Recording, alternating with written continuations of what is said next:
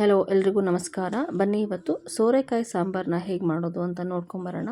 ನನ್ನ ಚಾನಲ್ನ ಯಾರು ಹೊಸದಾಗಿ ನೋಡ್ತಿದ್ರೆ ದಯವಿಟ್ಟು ಸಬ್ಸ್ಕ್ರೈಬ್ ಮಾಡ್ಕೊಂಡು ನೋಡಿ, ಬೆಲ್ ಐಕಾನ್ನ ಕ್ಲಿಕ್ ಮಾಡಿ. ಬನ್ನಿ ಇವಾಗ ಸ್ಟಾರ್ಟ್ ಮಾಡೋಣ. ಫಸ್ಟು ಒಂದು 4 ಹಿಡಿಯಷ್ಟು ತೊಗರಿ ಬೇಳೆನ ಕುಕ್ಕರ್ ಹಾಕೋತಾ ಇದ್ದೀನಿ. ಅದನ್ನು ಒಂದು 2 ಸಲ ಚೆನ್ನಾಗಿ ನೀರಲ್ಲಿ ವಾಶ್ ಮಾಡ್ಕೊಂಬಂದಿದ್ದೀನಿ.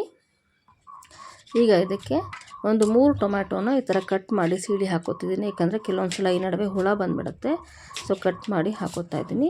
ಒಂದು ಈರುಳ್ಳಿನ ಈ ಥರ 4 ಭಾಗ ಮಾಡಿಕೊಂಡು ಸೇರಿಸ್ಕೊತಾ ಇದ್ದೀನಿ.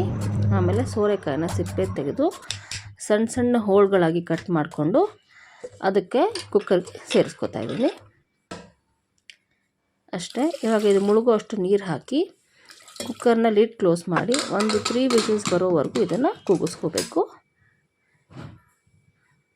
ಕುಕ್ಕರ್ನ ಒಲೆ ಮೇಲೆ ಇಟ್ಟಾಯ್ತು. ಈಗ ಅದು ಕೂಗೋ ಅಷ್ಟರಲ್ಲಿ ಒಂದು ಸಣ್ಣ ಮಸಾಲ ರುಬ್ಕೋಬೇಕಾಗತ್ತೆ.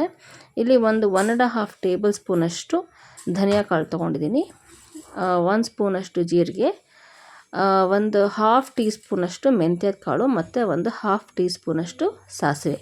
ಇಷ್ಟನ್ನು ಸಣ್ಣ ಊರಿನಲ್ಲಿ ಚೆನ್ನಾಗಿ ಹುರ್ಕೋಬೇಕು. ನೀವು ಬೇಕಾದರೆ ಕಾಳು ಮೆಣಸು ಕೂಡ ಸೇರಿಸ್ಕೋಬೋದು. ಈಗ ನೋಡಿ ಅದಕ್ಕೇ ಸ್ಟವ್ ಆಫ್ ಮಾಡಿದ್ದೀನಿ. ಆ ಬಿಸಿಗೆ ನಾನು ಒಂದು 2 ಟೇಬಲ್ ಸ್ಪೂನಷ್ಟು ಬ್ಯಾಡಗಿ ಚಿಲ್ಲಿ ಪೌಡರ್ನ ಸೇರಿಸ್ಕೊತಾ ಇದ್ದೀನಿ. ಹುರಿದಿರುವಂಥ ಮಸಾಲೆನೆಲ್ಲ ಮಿಕ್ಸಿಗೆ ಹಾಕ್ಕೋಬೇಕು.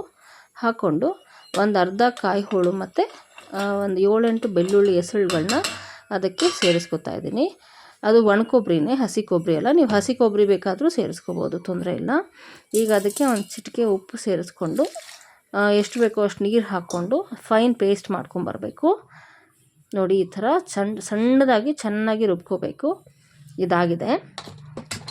ಈಗ ನೋಡಿ ಕುಕ್ಕರ್ ಬೇಯಿಸೋಕ್ಕಿಟ್ಟಿದ್ವಲ್ಲ, ಬೇಳೆ ಬೇಯಿಸೋಕ್ಕಿಟ್ಟಿದ್ವಲ್ಲ, ಬೇಳೆ ಎಲ್ಲ ಚೆನ್ನಾಗಿ ಬೆಂದಿದೆ. ಅದಕ್ಕೆ ಹಾಕಿದಂಥ ಟೊಮ್ಯಾಟೊನೆಲ್ಲ ನಾನು ಸಪ್ರೇಟ್ ಮಾಡಿ ಅದರ ಸಿಪ್ಪೆನೆಲ್ಲ ತೆಗೆದುಬಿಡ್ತೀನಿ. ಯಾಕೆಂದರೆ ತಿನ್ನಬೇಕಾದ್ರೆ ಸಿಪ್ಪೆ ಬಾಯಿಗೆ ಸಿಕ್ಕಿದ್ರೆ ಚೆನ್ನಾಗಿರಲ್ಲ ಅಂತ. ನೀವು ಬೇಕಿದ್ರೆ ಹಾಗೆ ಇಟ್ಕೊಳ್ಳಿ, ತೊಂದರೆ ಇಲ್ಲ. ಬಟ್ ನನಗೆ ಈ ಥರ ಮಾಡಿನೇ ಅಭ್ಯಾಸ. ಸಿಪ್ಪೆನೆಲ್ಲ ತೆಗೆದು ಚೆನ್ನಾಗಿ ಸೌತಲ್ಲೇ ಚೆನ್ನಾಗಿ ಸ್ಮ್ಯಾಶ್ ಮಾಡ್ಕೊಂಡ್ಬಿಡ್ತೀನಿ. ಈ ಥರ ನೋಡಿ, ಈ ಥರ ಎಲ್ಲ ಚೆನ್ನಾಗಿ ಸ್ಮ್ಯಾಶ್ ಮಾಡಿ ಆ ಸಿಪ್ಪೆನೂ ಕೂಡ ಚೆನ್ನಾಗಿ ಹಿಂಡ್ಕೊಂಡು ಅದರಲ್ಲಿರೋ ರಸನೆಲ್ಲ ತೆಗೆದುಬಿಟ್ಟು ಸಿಪ್ಪೆನ ಬಿಸಾಕ್ಬಿಡಿ. ನೋಡಿ ಇವಾಗ ಇದು ಟೊಮ್ಯಾಟೊ ಪೇಸ್ಟ್ ರೆಡಿ ಆಯ್ತಲ್ವ. ಸೊ ಒಲೆ ಮೇಲೆ ಸ್ಟವ್ ಇಟ್ಬಿಟ್ಟು ಒಂದು 2 ಟೇಬಲ್ ಸ್ಪೂನಷ್ಟು ತುಪ್ಪ ಹಾಕೋತಾ ಇದ್ದೀನಿ ಒಗ್ಗರಣೆಗೆ. ತುಪ್ಪ ಎಲ್ಲ ಬಿಸಿ ಆದಮೇಲೆ ಸ್ವಲ್ಪ ಸಾಸಿವೆ, ಒಂದು ಸ್ವಲ್ಪ ಜೀರಿಗೆ, ಅವೆರಡು ಚಟಪಟ ಅಂದಮೇಲೆ ಸ್ವಲ್ಪ ಕರಿಬೇವು ಸೇರಿಸ್ಕೊತಾ ಇದ್ದೀನಿ. ಒಂದು 2 ಹಿಡಿಯಷ್ಟಿದೆ ಇದು. ಕರಿಬೇವೆಲ್ಲ ಸ್ವಲ್ಪ ಫ್ರೈ ಆಗಲಿ. ಆದಮೇಲೆ ಟೊಮ್ಯಾಟೊ ಪೇಸ್ಟನ್ನು ಅದಕ್ಕೆ ಸೇರಿಸ್ಕೋಬೇಕು. ಒಂದು ಸ್ವಲ್ಪ ತಟ್ಟೆಗೆ ನೀರು ಸೇರಿಸಿ ಅದನ್ನು ಕೂಡ ಹಾಕೋತೀನಿ. ಒಂದು ಚಿಟಿಕೆ ಅರಶಿನ ಪುಡಿ ಸೇರಿಸ್ತಾ ಇದ್ದೀನಿ. ಈಗ ಅದು ಹಾಕಿ ಚೆನ್ನಾಗಿ ಮಿಕ್ಸ್ ಮಾಡಿಬಿಡಿ. ಆಮೇಲೆ ರುಬ್ಬಿಟ್ಕೊಂಡಿದ್ವಲ್ಲ ಮಸಾಲಾನ, ಆ ಮಸಾಲ ಕೂಡ ಇವಾಗ ಸೇರಿಸ್ಬಿಡ್ಬೇಕು. ಮಿಕ್ಸಿಗೆ ಒಂಚೂರು ನೀರು ಹಾಕ್ಕೊಂಡು ಕದಕಿ ಅದನ್ನು ಕೂಡ ಪಾತ್ರೆಗೆ ಸೇರಿಸ್ತಾ ಇದ್ದೀನಿ. ಚೆನ್ನಾಗಿ ಒಂದು ಸಲ ಮಿಕ್ಸ್ ಮಾಡಿಬಿಡಿ. ಈಗ ಬೇಯಿಸಿಟ್ಕೊಂಡಿದ್ದಂತಹ ತರಕಾರಿ ಮತ್ತು ಬೇಳೆನ ಅದಕ್ಕೆ ಸೇರಿಸ್ಬೇಕು. ನೀವು ಕನ್ಸಿಸ್ಟೆನ್ಸಿ ನೋಡ್ಕೊಳ್ಳಿ, ದಪ್ಪ ಬೇಕೆಂದರೆ ದಪ್ಪ ಮಾಡ್ಕೊಳ್ಳಿ. ಅನ್ನಕ್ಕೆ ಮುದ್ದೆಗೆ ಎರಡೂ ಆಗಬೇಕಂದ್ರೆ ಮೀಡಿಯಮ್ ಕನ್ಸಿಸ್ಟೆನ್ಸಿ ಇದ್ದರೆ ಒಳ್ಳೆಯದು. ಯಾಕಂದರೆ ಕುದೀತಾ ಇದು ಗಟ್ಟಿ ಬರುತ್ತೆ. ತುಂಬ ತೆಳುನೂ ಇರಬಾರ್ದು, ತುಂಬ ಮಂದನೂ ಇರಬಾರ್ದು. ಆ ರೀತಿ ನೋಡಿಕೊಂಡು ನೀರು ಹಾಕ್ಕೊಂಡು ಅಡ್ಜಸ್ಟ್ ಮಾಡ್ಕೊಳ್ಳಿ. ಈಗ ರುಚಿಗೆ ತಕ್ಕಷ್ಟು ಉಪ್ಪು ಸೇರಿಸ್ತಾ ಇದ್ದೀನಿ. ನಾನು ಕಲ್ಲುಪ್ಪೆ ಹಾಕ್ತಾಯಿದ್ದೀನಿ. ನೋಡಿ ಆಯಿತು, ಇಷ್ಟೇ ಸಾಂಬಾರು ರೆಡಿ.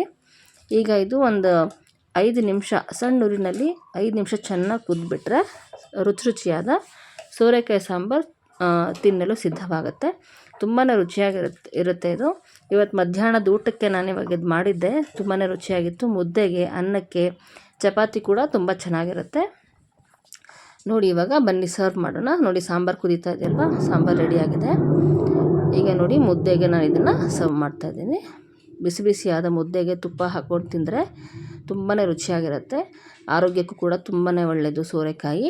ನೀವು ಒಂದು ಸಲ ಇದನ್ನು ಟ್ರೈ ಮಾಡಿ ಹೇಗಿತ್ತು ಅಂತ ನನಗೆ ಕಮೆಂಟ್ಸಲ್ಲಿ ತಿಳಿಸಿ. Thank you so much for watching. ಮುಂದಿನ ವಿಡಿಯೋದಲ್ಲಿ ಇನ್ನೊಂದು ಆರೋಗ್ಯಕರ ಅಡುಗೆಯೊಂದಿಗೆ ಸಿಗ್ತೀನಿ. ಅಲ್ಲಿವರೆಗೆ ಆತ್ಮೀಯವಾದ ಧನ್ಯವಾದಗಳು.